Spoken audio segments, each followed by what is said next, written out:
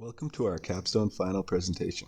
For our Capstone project, we chose the documentation path of Francesco's Mixed Use, an urban project by DAS Architecture.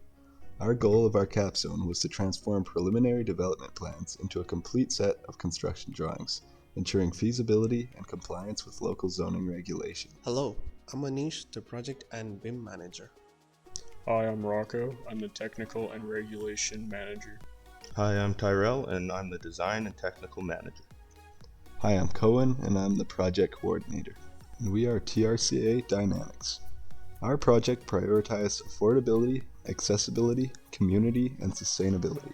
We did this by selecting sustainable and cost-effective materials, ensuring amenity spaces are spaces that promote interaction in the community, and ensuring the building meets or exceeds all the accessibility building code. The site, located along 17th Avenue in Calgary, this prime location offers strong walkability, access to transit, and proximity to amenities such as restaurants, nightlife, schools, and green spaces, making it an attractive hub for future tenants. Falls under the DC Direct Control Zoning District, with surrounding districts including the MC2, C-Core 1, and SCS.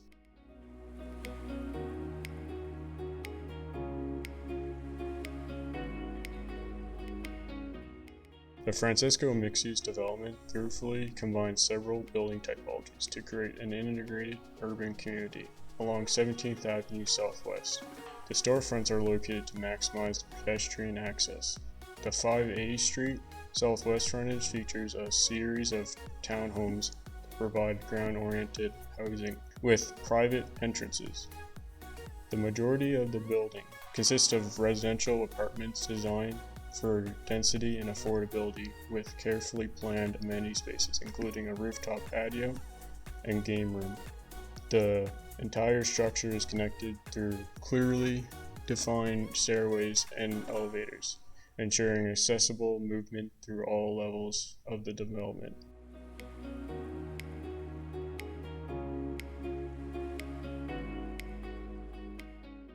There are two major roads surrounding the building, 17th Avenue and 5A Street Southwest.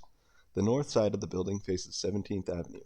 Additionally, a back lane provides vehicular access to the site, including the entrance to the underground parkade, helping reduce congestion on the main roads. Pedestrian access surrounds the building, promoting walkability and urban interaction. The main residential entry is on the west side for privacy, while commercial entries on the north and west side provide easy access to retail spaces. There's also a service entry on the east and a stairwell and fire exit on the south for emergencies. To the east, the neighboring property is zoned C-Core 1, supporting a mix of commercial uses and residential units above. To the south, the adjacent building is zoned MC2. Waste disposal is handled through Moloch bins located on the east side next to the parkade entrance. Inside the building, at street level, you'll find key service areas including the mailroom, CACF, electrical room, and mechanical room.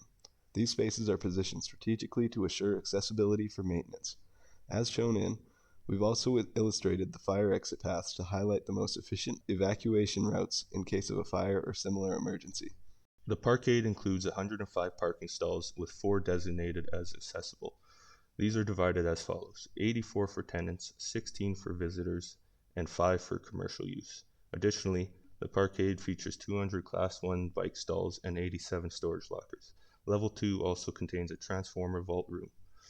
This parkade presented our first challenge related to the bylaw requirements and the number of parking stalls relative to the number of residential units in the building. Based on the bylaw, we appear to be short by approximately 50 stalls.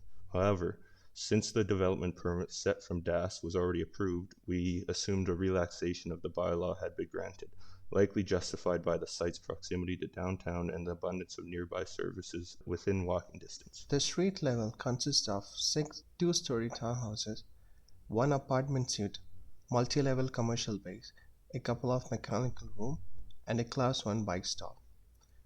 Level 2 is quite similar to the street level, but it marks the beginning of the transition to more apartment suites.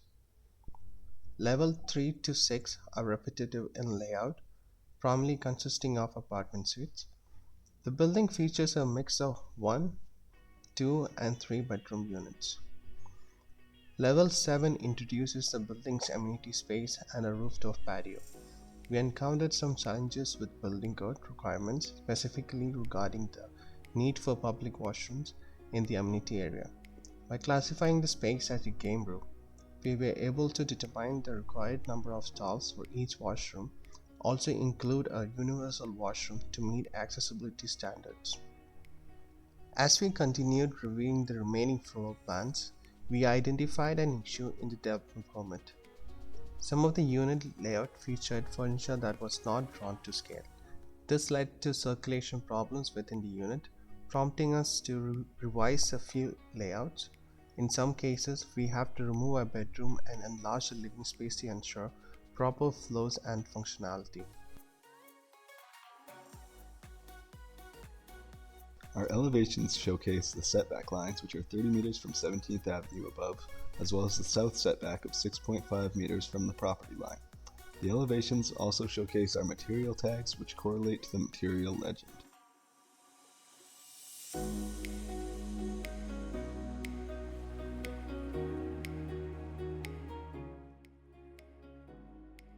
During the development permit phase, we identified a misalignment between the structural grid lines of the parkade and residential layout with the columns in the permit drawings. To resolve this, we established a new grid system and realigned the columns accordingly, using the revised layout to extend the columns upward from the parkade level. During our advisor meeting with Daniel from Laura Architecture, we were introduced to the concept of a transfer slab. Gaining an understanding of its function greatly enhanced our ability to plan the grid system for the residential level, offering increased flexibility in column placement throughout the upper floors. Additionally, the elevator and staircase structural core walls served as a key structural elements, providing enhanced stability to the overall building. There is a wide variety of unit shapes and layouts in our building, from 1 to 3 bedrooms. We decided it would be smart to do a set of enlarged unit plans and unit RCPs. In these drawings, we showcase the ceiling layout, kitchen, flooring types, and basic room layouts. They also provide the construction team with interior unit dimensions. A significant challenge during the construction documentation phase was the development of the reflected ceiling plans. Initially, we assumed that since the drawing was done in A0 size sheets, we could fit the entire floor plans along with all ceiling elements, light fixtures, and dimensions into a single layer. We tagged every ceiling component and placed most of the light fixtures into the plan. However, we quickly realized that excessive details, dimensions, and tag cluttered the drawings, making it difficult to read and comprehend.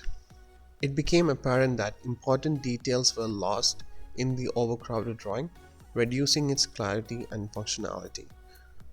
To resolve this, we decided to separate the RCP layout into two different sheets, one with full floor level plans and the other focusing on individual unit plans. This separation allowed for a clearer representation of the overall RCP layout while keeping the dimensions and fixture placement. We encountered several construction details that required additional research and in-depth discussion to determine the best possible solutions. Many of these details were too complex to be effectively communicated through standard sections or plan views alone. To better illustrate the key components of design intent, we chose to develop 3D details, a method we applied consistently across all our complex detailing. One such detail is a west-facing balcony located on the third floor. Our initial design used concrete upstands to fasten the railing. However, as the design developed, we identified a few issues with this approach. Firstly, drainage became a concern as water could flow over the edge and off the balcony onto the insulation below. While we included weeping holes at the base on the soffit, the solution wasn't ideal. Another issue was the attachment of the composite metal panel system. Since the concrete upstands were only located at the railing posts, some ISO clips would have needed to be fastened directly into the XPS insulation, which posed both structural and thermal performance risks. To resolve these problems, we redesigned the edge of the balcony with a continuous concrete curb that spanned its entire length. This provided a solid substrate for both the railing attachment and proper placement of metal panel fasteners. We also added metal flashing at the gap between the siding and the composite decking to prevent water from running down the wall and reaching the insulation, further improving durability and performance. On the opposite side of the balcony, we designed a custom stair enclosure using steel studs to house the radiator. After cladding the structure in a wood finish, we incorporated a metal grate on the top step to allow heat to escape upward toward the glass sliding door, ensuring both function and a clean aesthetic. Since we are taking the documentation route, we wanted to replicate most of the DP drawing set. On the 15th and 16th floor, there are curtain walls spanning across the entire building face. We had some unit separation walls intersecting the curtain wall. Through research and referencing, we were able to fire rate the curtain wall assembly so it doesn't compromise the unit separation wall assemblies. First step is to install angle brackets around the perimeter of the mullion. Then, clip hat channels horizontally between the glass and the angle brackets, spaced every 12 inches. Second step, install wool in the cavity. Next step, you want to weld cup head weld pins to the hat channels to secure the mineral wool in place.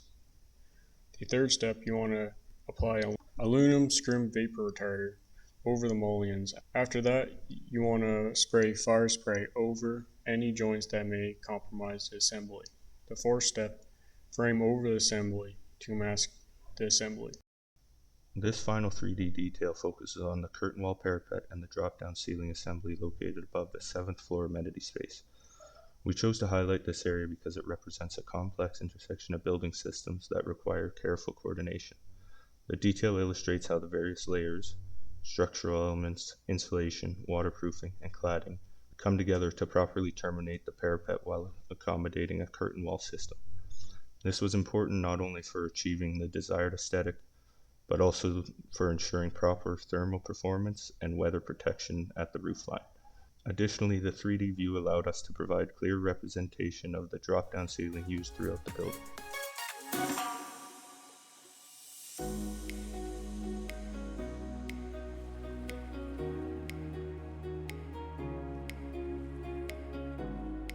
We have learned a lot throughout the process of this project. It was interesting to experiment with new types of plans and work on a large-scale project in comparison to our previous ones. Although we underestimated the scope of the project initially, it was a fun opportunity to work as a team and show what we can do when we put our minds together. We'd like to thank Will and Lisa for the instruction and advice throughout the project. We'd also like to thank our industry advisors, James McKinnon from Peak Design, Justin Lee from Gradient Consulting, and Daniel Vera from Lola Architecture, for meeting with us regularly and giving us feedback throughout. That concludes our presentation. Thank you for your time and attention. We're proud of the work we've done and hope it gave you insight into the depth and detail behind Francesco's mixed use.